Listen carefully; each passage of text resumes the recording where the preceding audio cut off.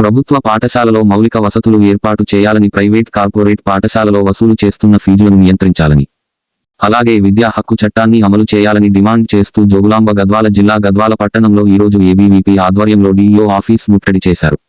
ఈ సందర్భంగా ఏబీవీపీ గద్వాల్ జిల్లా కన్వీనర్ సురేష్ మాట్లాడుతూ ప్రభుత్వ పాఠశాలలో కనీస మౌలిక వసతులు లేని కారణంగా విద్యార్థులు తీవ్ర ఇబ్బందులకు గురికావాల్సిన పరిస్థితి నెలకొందని, సకాలంలో పాఠ్యపుస్తకాలు పంపిణీ జరగక విద్యార్థులు విద్యకు దూరం కావాల్సి వస్తుందని తెలిపారు. ప్రైవేట్ కార్పొరేట్ పాఠశాలలో లక్షలు ఫీజులు దండుకుంటున్న అధికారులు నిమ్మకు నీరెత్తినట్లు వ్యవహరిస్తున్నారని ఆరోపించారు. ప్రైవేటు పాఠశాలలను వ్యాపార కేంద్రాలుగా మారుస్తూ పుస్తకాలు, యూనిఫామ్, బెల్ట్, టై వంటివి అమ్ముకుంటూ విచ్చలవిడిగా రాజ్యం ఏలుతున్నారని, పలుమార్లు పుస్తకాలు అమ్ముతున్నారని ఆధారాలతో ప్రత్యక్షంగా అధికారులకు పట్టించిన నామమాత్రపు చర్యలు తీసుకుని ప్రైవేట్ యాజమాన్యాలు ఇచ్చే సొమ్ముకు అమ్ముడు పోతున్నారని ఆరోపించారు. ఈ కార్యక్రమంలో జగదీష్, వెంకటేష్, వీరశేఖర్, నరేష్, గణేష్, అశోక్, నరేష్, మురళి, పవన్, చందు, శ్రీ, లోకేష్, మహేష్, శివప్రసాద్, శాంతిరాజ్, రాకేష్, మహేష్, నవీన్, అనిల్ తదితరులు పాల్గొన్నారు.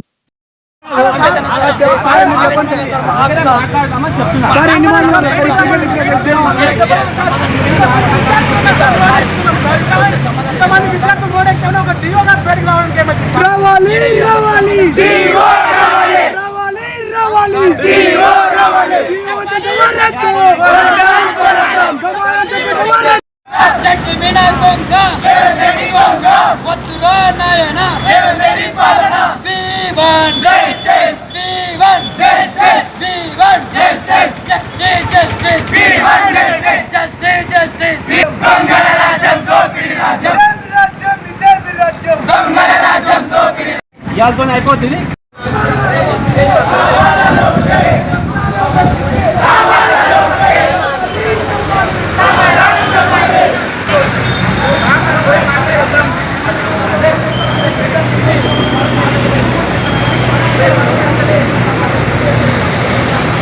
గవర్నమెంట్ వచ్చి 7 నెలలు కాబోతుంది. స్కూల్ ఓపెన్ అయ్యి కూడా 15-20 రోజులు అవుతున్నాయి సార్. గవర్నమెంట్ స్కూల్లో ఎలాంటి పుస్తకాలు రాలేదు, ఎలాంటి దుస్తులు రాలేదు సార్. వారికి అనేక ప్రైవేట్ స్కూళ్ళలో ఫోన్ చేసి చెప్పేది లేదు సార్. నేను అది కూడా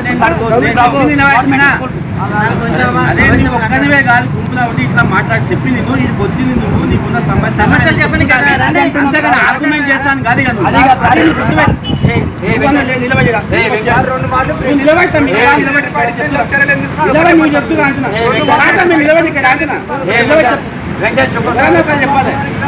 చెప్పేది మీ సమస్య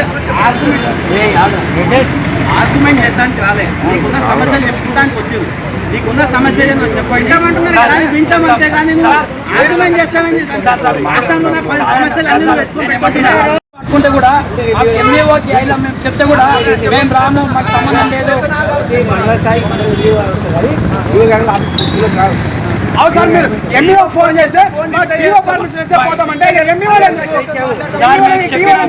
మేము మొన్న స్కూల్లో పోయి బుక్స్ పట్టుకొని ఫోన్ చేస్తే మాకు సంబంధం లేదు, మీరు ఎవరికైనా చెప్పుకోండి అంటే మేము డిఓ కూడా చెప్పండి.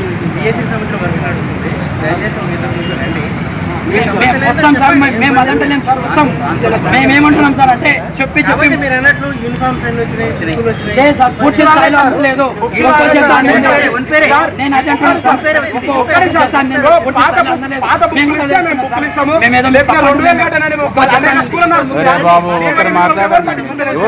వచ్చినామంటే లేనా ఇప్పుడు పాత బుక్కులు ఇచ్చారు, కొత్త బుక్కులు ఇంకా రాలని చెప్పి వాళ్ళు చెప్తారు.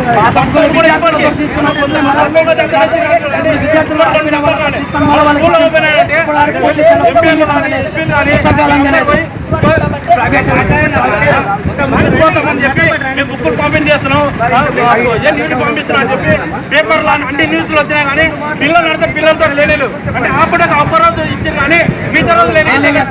మేము ఏమంటున్నాం సార్ అంటే ఈ రోజు లక్షల కార్పొరేట్ శ్రీ చైతన్య నారాయణ చెప్పేసి ఏదో ఒక లంచ్కి పర్మిషన్ ఇచ్చి మిగతా అన్ని తెచ్చి మొత్తం ఒక జిల్లా అకౌంట్ పెట్టుకుంటున్నారు. పర్మిషన్లు అన్నిటికీ లేవు. అటువంటి కాలేజీలో వేలకు రోజు ఫీజులు దండుకుంటున్నారు. ఎందుకని అడితే ఈ రోజు ఎల్కేజీకి గద్వాలనే 1 30 వేల ఫీజు ఉంది. ఎందుకు సార్ అంటే మా ఇష్టం. ఫీజు నియంత్రణ చట్టం ఎందుకు అమలు చేస్తలేదు government? Sir government school sir okay sir ఇది కూడా చెప్తాను సార్ మళ్ళీ అలాంటప్పుడు ప్రైవేట్ స్కూల్ పర్మిషన్ ఎందుకు ఇస్తున్నారు సార్? పాఠశాలలో ఉన్నటువంటి యజమాన్యాలు వేలకు వేలు ఫీజులు తీసుకుంటున్నారు. ఇప్పటివరకు ఇప్పటివరకు సీజేషన్ ఎక్కడ పోతున్నాయి? సార్ ఏమంటే ప్రైవేట్ స్కూల్లో ఎవరు జాయిన్ కావాలి, ప్రైవేట్ గవర్నమెంట్ స్కూల్లో పోతే ఎవరు టీచర్లు ఫుల్ అయిపోయినాయి, టీచర్లు లేరు, క్లాస్ రూమ్ లేదని చెప్తున్నారు. మన దీనికి ఎవరు అంటే ప్రైవేట్ వచ్చారు కదా, వాళ్ళ పర్మిషన్ మీదే కదా మేడం ఇచ్చేది, ఎవరు ఇస్తారు పర్మిషన్? ఈ గవర్నమెంటే కదా ఇచ్చేది. కానీ అది అంటున్నాం మేడం, ఒక నియంత్రణ ఫీజు నియంత్రణ చట్టం ఎందుకు అమలు చేస్తారు గవర్నమెంట్? అదొకటే కాదు ఇప్పుడు సార్ మేడం అదే అంటున్నాం. ఇప్పుడు నిన్నటి మన ఒక స్కూల్లో చెప్పండి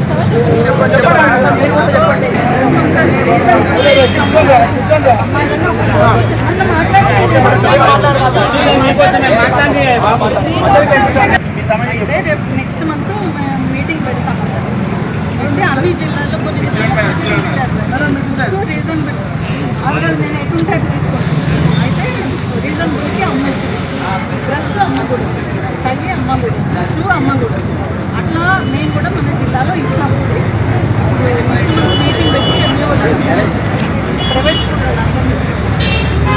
ఆ ప్రొసీడింగ్ ఇస్తాము. ఆ ప్రొసీడింగ్ కాపీ మీకు కూడా ఇస్తాము. నెక్స్ట్ మంత్ అంటున్నాం కదా, అందులో ఫస్ట్ వీక్ కదా మేడం.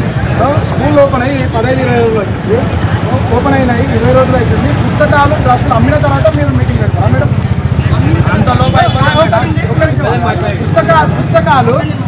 పుస్తకాలు డ్రెస్సులు అమ్మిన తర్వాత మీరు మీటింగ్ పెడతారా మేడం? అంటే ఇప్పుడు 15 days నుంచి మేడం నేను మీకు స్వయంగా నిన్న 20 సార్లు ఫోన్ చేస్తే 2 సార్లు వచ్చింది మేడం.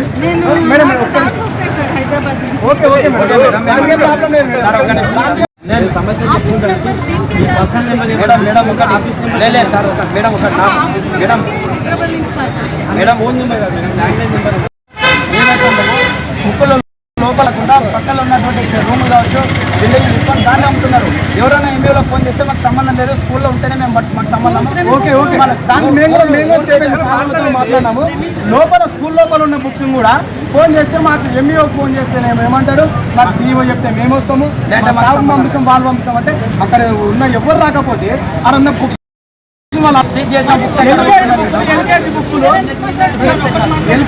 LKG book